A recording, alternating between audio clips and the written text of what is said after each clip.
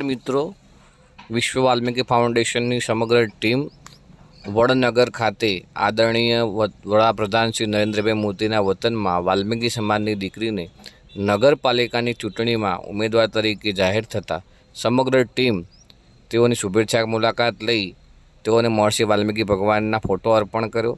સાથે ગામજનો તેમજ વાલ્મીકી સમાજના મોહલ્લાના લોકોને સંબોધન કર્યું. આપણા વડીલો આપણા ગયડા માણસોને ખબર હશે આપણને મોતિયાનું ઓપરેશન કરાવવા માટે બી પૈસા ના કરે એવી પરિસ્થિતિ હતી. ત્યારે નરેન્દ્રભાઈ આ વિચાર્યું, આજે ગામે ગામ ગેસની સગવડ કરી નાખી, બાટલો ફ્રીમાં આપે.